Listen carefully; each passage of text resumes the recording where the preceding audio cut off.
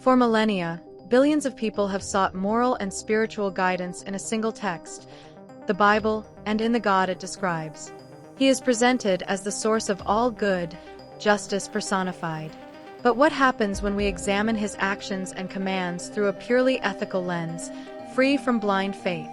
Today, in Villainies, we're going to do exactly that. The question at hand is uncomfortable, but necessary. Is the God of the Bible, in light of modern ethics, a tyrant? To answer, we must first agree on a moral basis, a reason that tells us why things are good or bad. Part 1. The Ethical Paradigm: Well-being versus Suffering. Let's lay the groundwork for our judgment.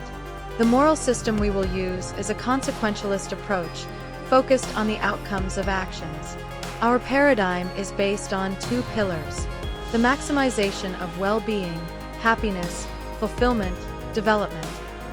The minimization of useless suffering, pain, anguish, destruction. This is a simple but powerful framework. An action is good if it promotes happiness and reduces pain, especially pain that does not lead to a greater good. An action is bad if it causes unnecessary suffering or drastically reduces overall well-being. To illustrate this paradigm of maximizing well-being and minimizing useless suffering, let us examine how it applies to everyday moral precepts that nearly all cultures recognize. Let's look at the first line: stealing. Under the standard of divine law or human law, it is a forbidden act. Under our paradigm, it is categorically bad. Why? Because stealing minimizes the well-being of the victim, causing them loss and insecurity, while simultaneously maximizing useless suffering by deteriorating social trust. The net result is a collective well-being deficit. Or consider lying under oath. The immediate impact seems minor, but this action is bad because it undermines the structure of justice. It destroys the foundation of trust necessary for a society to operate and, in the long run, leads to mistaken decisions that cause great suffering. In contrast, let's look at the actions we consider positive. Helping one's neighbor is ethically good. The action directly maximizes well-being by alleviating someone's immediate pain, minimizes suffering, and fosters cooperation, elevating collective fulfillment. Similarly, healing the sick is the essence of a good action. It reduces physical and emotional pain, the suffering, and returns the person to a state of fulfillment, the well-being. This is the lens, stripped of dogma or authority, with which we will evaluate the biblical commandments. If an act increases happiness and decreases pain, it is good. If it causes unnecessary pain and destruction, it is bad. It is with this tool, focused on the real consequences of actions, that we now proceed to the evaluation of divine actions. Herramientas.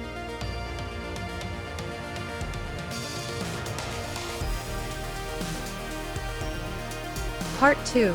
Analysis of biblical atrocities in light of the paradigm. If God is the source of morality, his actions ought to be the epitome of maximizing well-being and minimizing useless suffering. Let's analyze 3 of the incidents most often cited by those who view the problem of evil as an incontestable argument. Case 1. The Great Flood, Genesis 6-8. The act. God regrets having created humanity and annihilates almost all life on earth, except for Noah, his family, and the animals in the ark. Let's look at our chart. Is well-being maximized? The answer is a resounding failure. The annihilation of billions of lives, men, women, the elderly, children, and all animal life, is the maximum possible minimization of well-being. The well-being of creation is reduced to a handful of people. And as for the minimization of useless suffering, it also fails spectacularly. The suffering isn't just death. It's the global panic, the fear of drowning, the anguish of watching loved ones perish. It isn't preventive or surgical suffering. It's a global-scale punitive punishment, guaranteeing the maximum possible pain. Under our paradigm, where an action is good if it promotes life and diminishes pain, the Great Flood is the definition of a moral catastrophe. It is a cosmic-scale massacre that uselessly maximizes suffering. Is this the act of a just being or an arbitrary and destructive force? Consequentialist ethics can only offer one verdict: the action is catastrophically bad.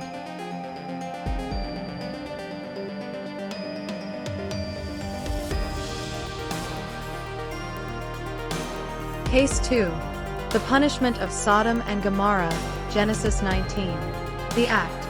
God decides to destroy 2 cities with fire and brimstone for their sin, killing all their inhabitants except for Lot and his family. Here, the judgment is more localized, but equally lethal. God decides to destroy 2 entire cities with fire and brimstone because of their sin, without offering a warning that would allow for general reform or evacuation, saving only Lot and his family. Let's evaluate.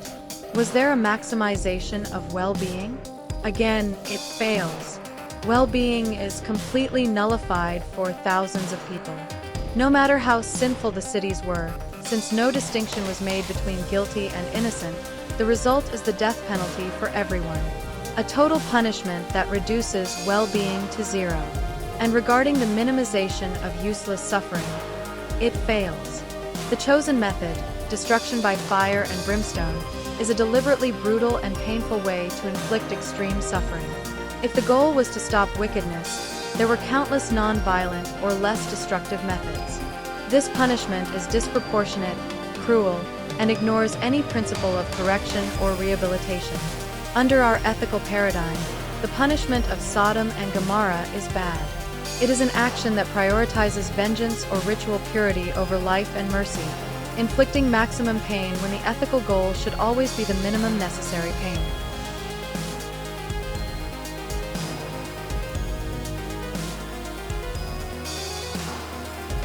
Case 3.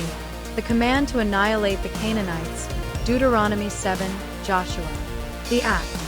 God explicitly commands the Israelites to leave nothing that breathes of the Canaanite peoples, including men, women, and children, so that they do not corrupt Israel. Finally, let's analyze the most chilling case of divine ethics, the command to annihilate the Canaanites, Deuteronomy 7, Joshua. Here, God not only destroys but orders his followers to act as his executioners. The command is explicit: leave nothing that breathes of the inhabitants of the promised lands, including men, women, and children. It is a direct order for genocide. Let's look at our chart. Is well-being maximized? It fails.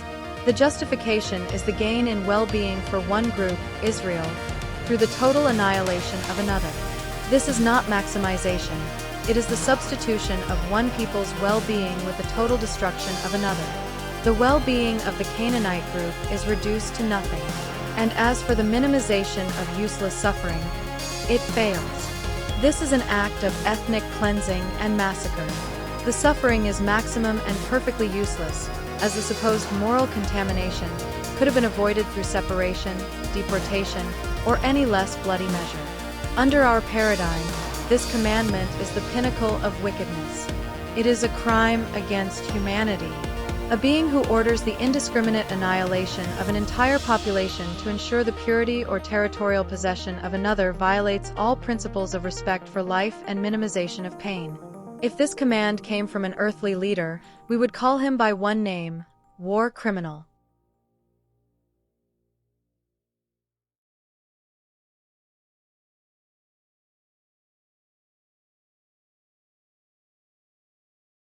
The previous 3 cases, the flood, Sodom and Gomorrah, and the Canaanites, are not isolated incidents. They are a pattern of God-sanctioned violence. The biblical narrative is full of orders for total annihilation that defy any ethic of well-being. Consider a less-known but equally brutal case, the massacre of the Midianites, detailed in Numbers 31. The act. After a victory, Moses becomes angry because the soldiers have not killed all the women. The adjusted divine order is, now kill all the male children, and kill every woman who has known a man by sleeping with him. But save for yourselves every girl who has not known a man by sleeping with him.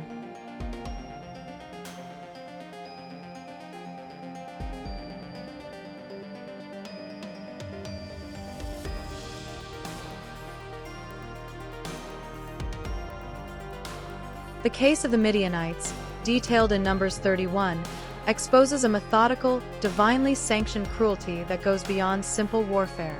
After a victorious battle against Midian, the Israelite soldiers returned with captives. Moses, however, becomes angry and accuses the commanders of having spared the women. The order for rectification, supposedly inspired by God, is horrifying and is recorded in Numbers 31:17-18. Now kill all the male children, and kill every woman who has known a man by sleeping with him.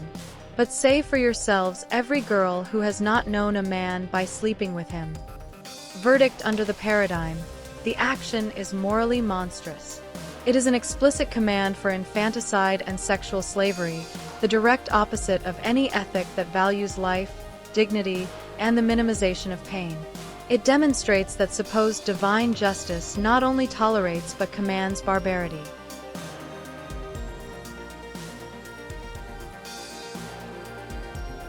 If the God of the Bible were an ethical being, his social laws should establish the highest standards of justice and freedom. However, we find regulations that codify oppression and cruelty. 1. The regulation of slavery. The biblical God did not abolish slavery, he regulated it. Tolerated slavery. Exodus 21 verses 2-6 establishes how Hebrew slaves should be treated, but after 7 years, they can go free. Perpetual slavery of foreigners. Leviticus 25 verses 44-46 stipulates that Israelites may buy slaves from the surrounding nations and leave them to their children as an inheritance forever. This is the divine sanction of human trafficking and intergenerational servitude. Under our paradigm, slavery is the maximum minimization of well-being and maximization of suffering for the oppressed. A God who regulates perpetual slavery is fundamentally failing to protect human dignity and well-being.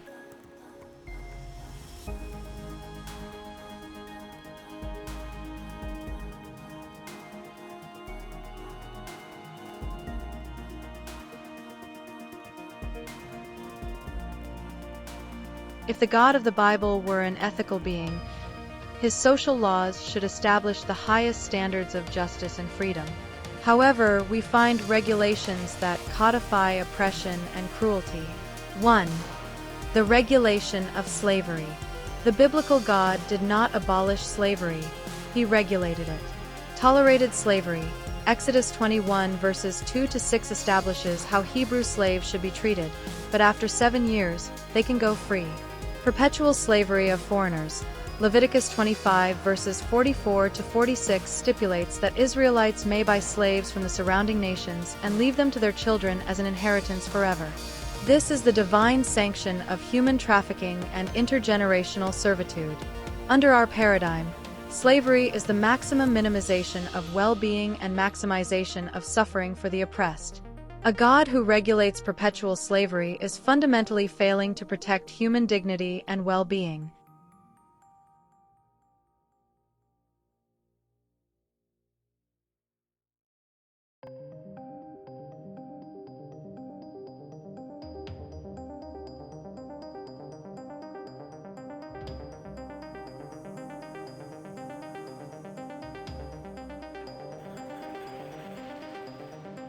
Part 3.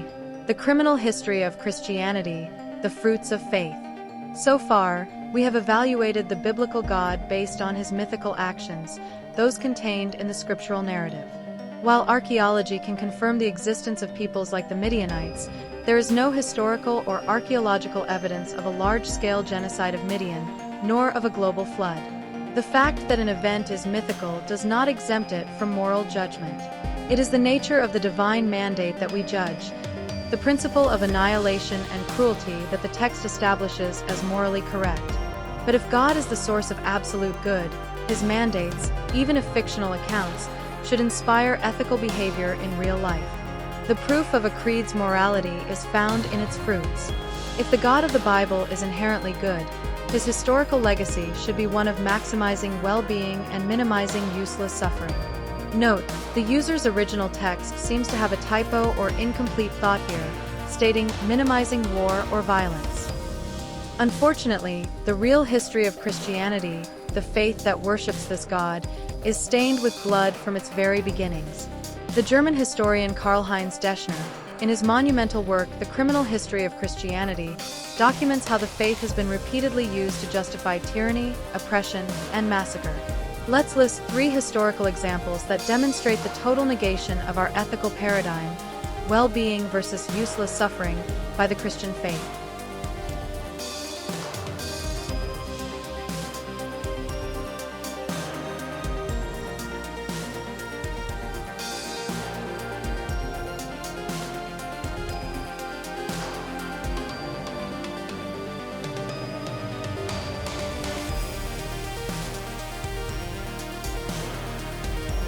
Christianity, the fruits of faith, continued. 1. The genocide of pagans and early heresies, 4th and 5th centuries. After becoming the official religion of the Roman Empire, Christianity shifted from being persecuted to being the persecutor. The cult of maximizing well-being was replaced by the maximization of doctrinal uniformity. Pagan temples were ordered destroyed, such as the Temple of Serapis in Alexandria. Ancient rituals were forbidden. Schools of philosophy and heretical groups like the Gnostics and Arians were persecuted, often with physical violence and banishment, causing suffering to thousands for mere theological differences. Ethical verdict: useless suffering is maximized, and cultural and intellectual well-being is minimized to impose political religious power. 2. The Crusades, 11th to 13th centuries. The Crusades are the epitome of holy war, where faith was used to justify large-scale invasion, torture, and looting in the name of reclaiming territories, such as the Holy Land. Thousands of Muslims, Jews, and even Eastern Christians were massacred. An infamous example was the Siege of Jerusalem in 1099, where the Crusaders killed almost all the city's inhabitants. Ethical verdict: an act of massive and systematic suffering justified by divine will.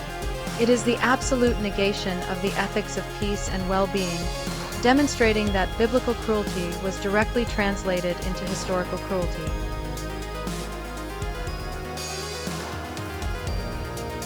Three. The Inquisition and the witch hunts, 13th to 18th centuries. The Inquisition, aimed at eradicating heresy, was perhaps the coldest and most methodical institutionalization of the maximization of useless suffering. The systematic use of torture was sanctioned by church leaders to obtain confessions. Thousands of people, mostly women during the witch hunts, were burned alive, hanged, or subjected to inhuman torments based on paranoia and ecclesiastical authority. Ethical verdict: this is the exercise of pure tyranny draped in a religious cloak. Suffering is deliberately maximized not to stop a real evil, since witchcraft is unfounded, but to maintain control and doctrinal orthodoxy.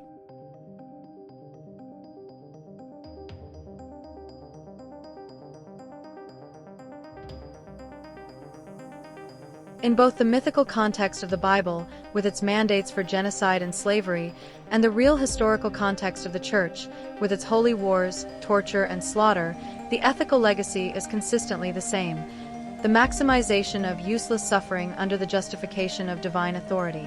Consequentialist ethics cannot ignore the pattern. If the God of the Bible is good, his fruits should be good. But when the fruits are war, slavery, and torture in his name, the ethical answer to the question, "Is the God of the Bible a tyrant?" becomes increasingly difficult to refute. We have reached the conclusion of this evaluation in vilainies, or wicked deeds, and the results, as measured by our paradigm, are consistent. Under the ethic of maximizing well-being and minimizing useless suffering, both the mythical actions of the biblical God and the historical acts of the faith inspired by him prove to be catastrophically immoral. This approach isn't intended to impose atheism, but to establish a universal ethical standard. Consequentialist ethics is beneficial for everyone because it frees morality from arbitrary authority. By judging an action based on its tangible consequences, the pain or happiness it produces, we create a system in which human life and well-being is the supreme value, not ritual obedience. Kindness and empathy are encouraged, as suffering becomes the main alarm signal. The theological justification for cruelty is disarmed. If God commands a genocide, we must have the ethical tool to say, no, that is wrong, regardless of who gives the order. This analysis forces us to pose two fundamental questions, stripped of dogma. 1.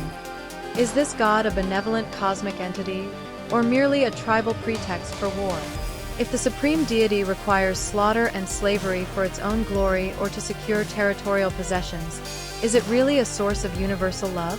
Or is it, like many human leaders throughout history, a powerful justification for tribal interests of conquest, purity, and control? History suggests that atrocities committed in the name of God are often simply human atrocities amplified by absolute authority. 2. What other arguments could subdue the will of men to commit atrocities? If divine authority isn't compelling, history shows us there are other powerful arguments that dissolve human morality, all based on fear and dehumanization. Absolute ideology. The belief that a superior political or social goal, communism, fascism, racial supremacy, justifies any means. Blind obedience to human authority. The total transfer of ethical responsibility to a leader or regime. Fear of exclusion or punishment. Social pressure or the threat of persecution that compels violent conformity. Ultimately, all these pretexts, whether divine or secular, function in the same way. They demand the suspension of empathy and the maximal justification of useless suffering. We invite you to reflect. Morality shouldn't depend on obedience. It must depend on compassion and consequence. Are we ready to build an ethic where the well-being of all is the only immutable law?